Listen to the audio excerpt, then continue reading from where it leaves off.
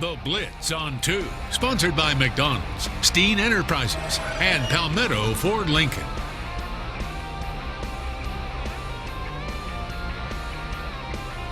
Welcome into the Blitz on 2. He is Brandon, I'm Evan, and you know what? You can binge watch just about anything you want on Netflix, except for the highlights and drama we're about to show you right here. Yeah, the region season begins for Class 4A below, and the big boys in the 5A are already playing for keeps with a couple of big-name schools facing must-win situations. One of them being Somerville, that Hillman right there, the Green Wave. Joe Call's team trying to avoid a 1-2 start in region play. They're at West Ashley. Because of the mascots, we call this a perfect storm. Rob, 5-1 Porter Growl Cyclones are 5-1 also against the Hurricanes of First Baptist. And the 9th best team in Class 4A, Cane Bay, plays host to a struggling Colleton County squad. And the 0-5 Goose Creek Gators at Ashley Ridge. The Swamp Foxes 1-1 in Region 75A. But we start under the lights in Berkeley County. The Stags kicking off the region season against the 5-1 Hilton Head Seahawks. A packed house for a homecoming affair. Berkeley's defense forced the Hawks off the field, and Darius Douglas goes to work. There he is finding DJ Chisholm, picking up the first down. Later on the drive, Stags are sniffing the red zone when Douglas is picked off.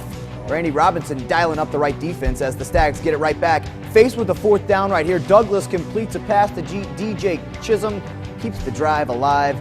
Later it's Douglas teaching them how to Dougie. That is a touchdown right there as Berkeley shocks, I think, just about everybody with this kind of win. 63-22 over Hilton Head.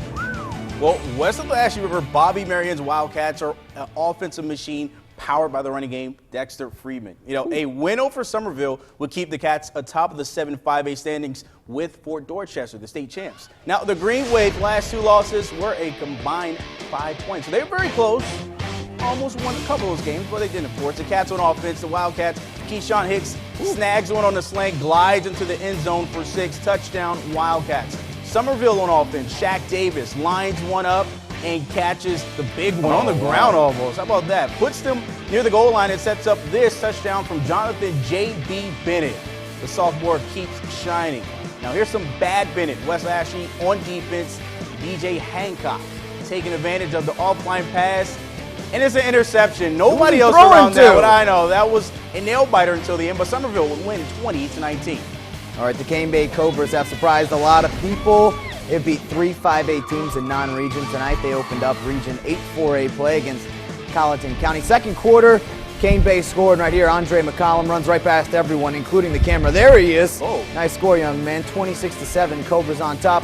But Colleton County not waving the white flag yet. Craig Grant with the rainbow to Jaden Koger. He does catch it, a little out of focus, but that's a sharp play right there. Gives the Cougs some primo field position, and they capitalize. Eric Farmer in from 1 yard out. It's 26-14. Colleton County has a little dog in them, but Cane Bay has the lion. R.J. Roderick Jr.